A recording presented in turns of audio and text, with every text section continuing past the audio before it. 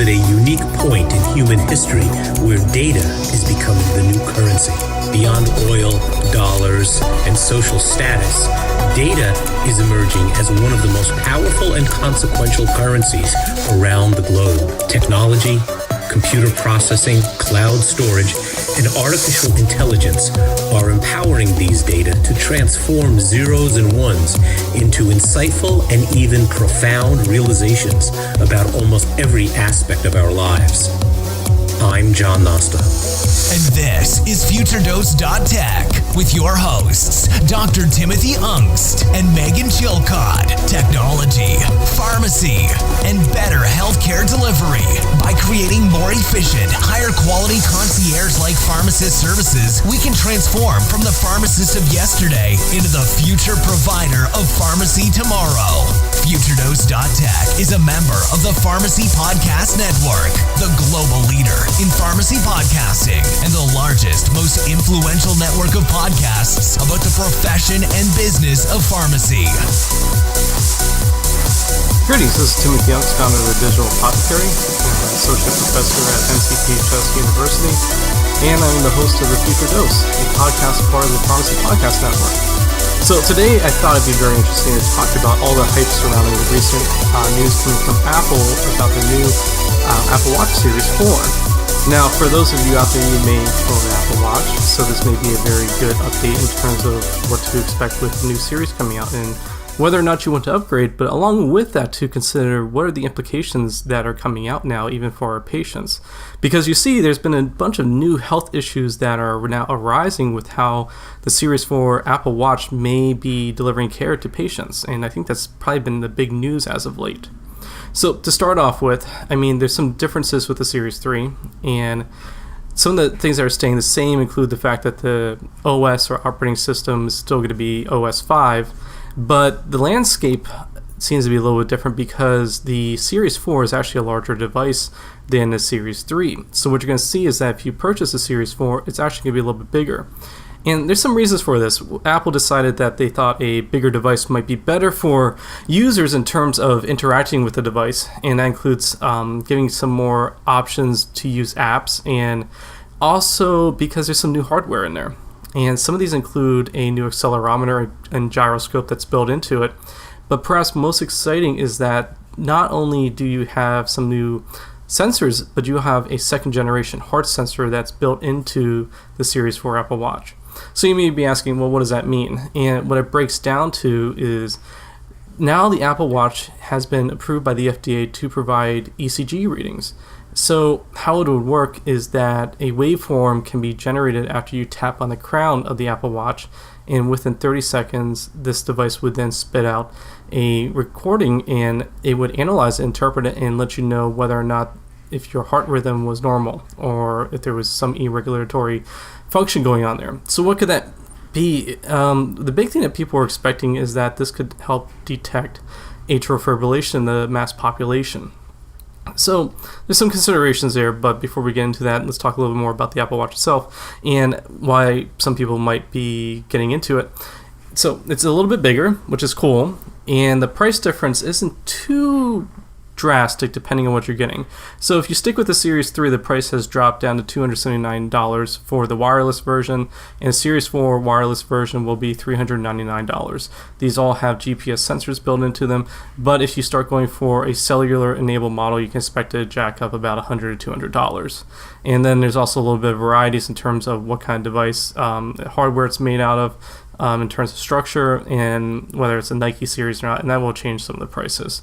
But overall, we're looking at about $120 difference now for some new features built into, so you're getting a larger watch and also these health aspects to it. Now, coming back down to health aspects, what's rather curious is not only do you have these ECG waveforms that can be collected from the watch, but remember I talked about the fact that the watches now have a new accelerometer and gyroscopes in them. So what does that mean? Well, it's kind of cool because Apple Watch is now going to add on a fall alert system. And what's really interesting is the fact is what it's going to do is that if it senses that a patient or basically any user that's wearing the Apple Watch falls down, if the watch remains immobile for 60 seconds after a fall, it'll actually call an ambulance and notify any of your emergency contacts you have built into your phone. So this is rather cool because Apple Watch is now entering a field that does have a lot of people already in the market. You could say that, you've seen so many commercials out there using people saying, help, I've fallen, and they press their emergency button and then they get rescued. And now Apple is offering a device that can do that. And theoretically, an Apple Watch should be always worn by the patient when awake and charging at night, so this may pose some benefit. And with an 18-hour battery life, you could argue that this is probably going to cover them most of the day. Nonetheless, there's some concerns here. So let's jump with the first one, which is ECG. I've really been enjoying the conversations that have been generating online. You have a lot of people praising Apple. You have people from different heart associations and medical groups saying this is going to be the new great wearable device for the population. Yes, Fitbit and some other wearables have been tracking heart rate and can tell when someone has a faster heart rate than needed at rest, and when exercising can see it. And that's cool for exercise and wellness, but none of them have really been able to spit out and say, hey, you are in arrhythmia, you have atrial fibrillation that's active, you should get medical attention now. And that's where we're currently moving. So in the great emphasis of digital health and empowering patients to have access to data and to see how they are doing, we're moving to the next step, and Apple seems to be wanting to pave the way for this. Now, you have to call into question what is the specificity and what is the sensitivity of the device, because at the end of the day, we get really concerned about false positives. And reviewing that would be what happens if this device would theoretically tell a patient, hey, you have atrial fibrillation, seek medical attention, and they go into the ER, and then they send the ER for a few hours, or depending, especially if they're maybe not too symptomatic, or maybe they're asymptomatic, but this device has told them you have atrial fibrillation. Oh no, you should probably get medical help. So they're going to wait in the ER or have called their doctor, and they're going to have to now schedule a follow-up visit. But they're going to be seen by some medical professional, most likely, and they're going to have to be treated and followed up for it. And so that's going to turn into more testing. That's going to turn possibly wearing a halter, or it's going to turn into having an EKG done, 12 lead in a clinic. And that's going to be kind of the linchpin, because the best case scenario is Apple actually detected something and it was true, and the patient is being treated for something that would not have been noticed otherwise, except if they had worn this device. But the other concern is the fact that now this device is telling them they have a problem where there isn't one, and now you trigger a false positive, and you now clog up the medical infrastructure with patients seeking medical care where they never really needed it.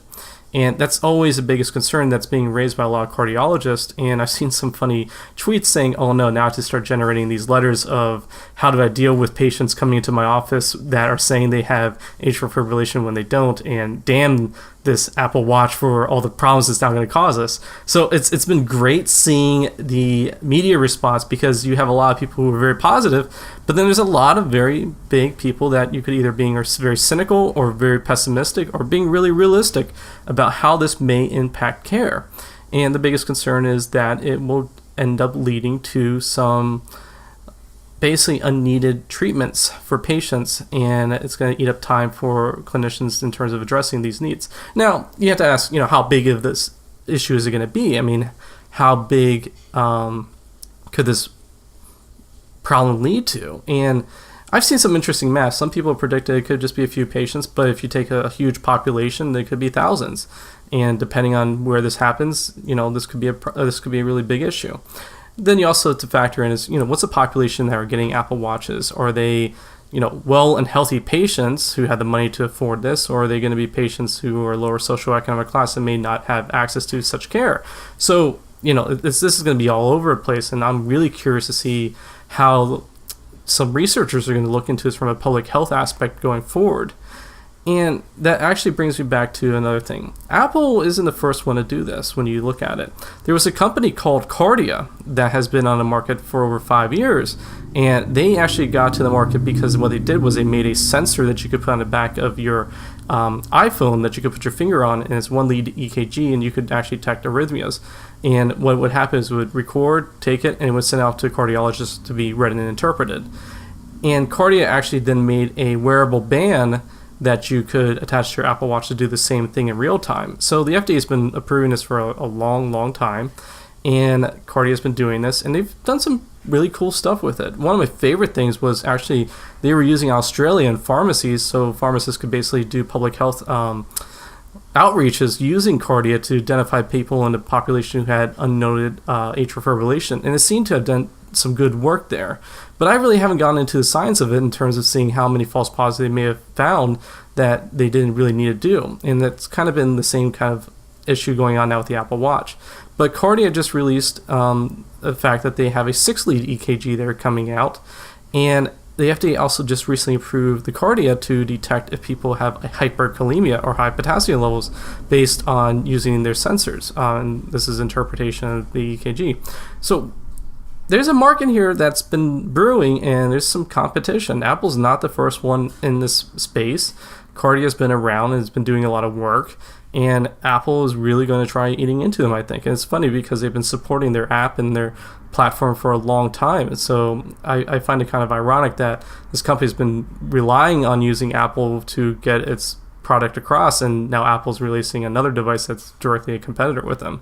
And if you want to go, you can go see on the media, and you can see their executive talking about all this and where they think they fit in the scale. But I think it's going to just blow up with time.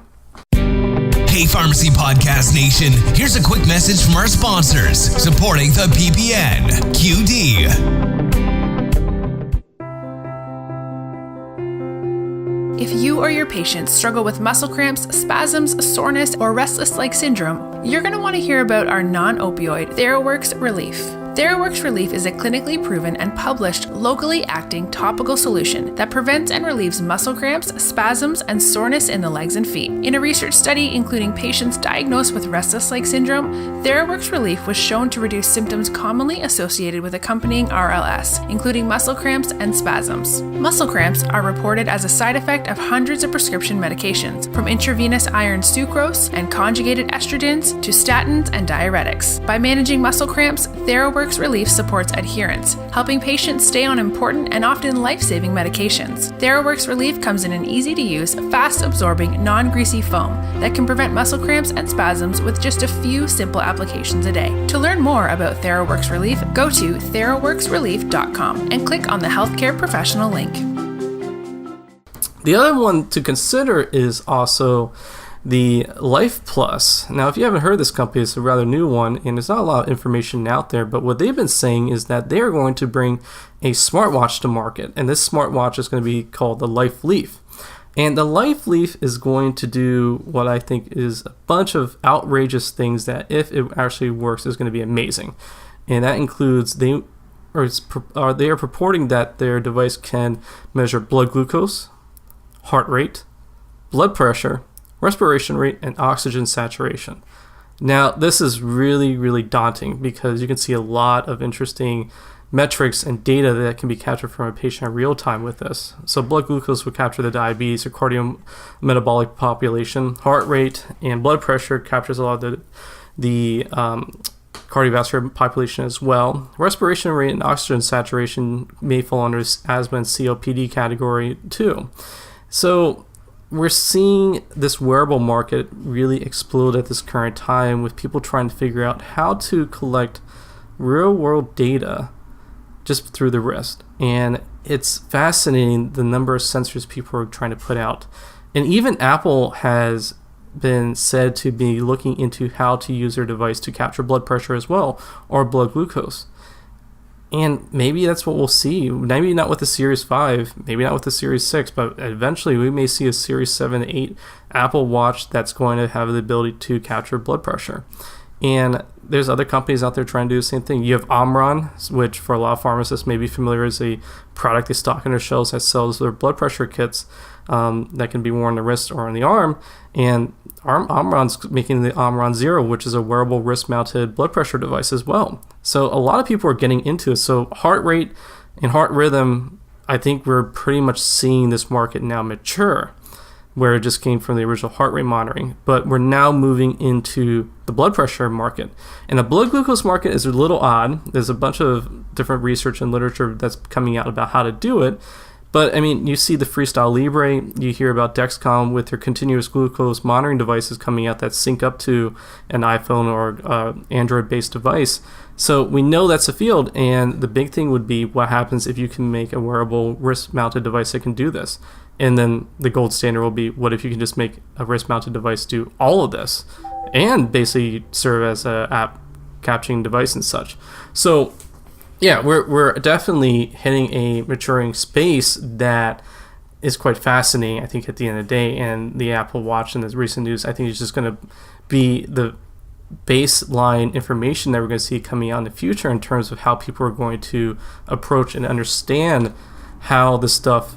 So I think what we've been seeing with these wearables and what Apple Watch is showing is the fact that you're seeing basically how the media and the medical professions are responding to how we're coming up with new sensors and wearables that are coming to consumers first, and how it may be approached by the medical space as they learn how to take this data and use it. And I think that's kind of very interesting. And I heart rhythm is one thing, but once we get to blood glucose, blood pressure, I think it's going to be even larger. Now, the other thing I want to talk about the Apple Watch is I mentioned fall alert. I think that's actually really kind of cool, and I think that's going to be something that we're going to see some huge competition as well.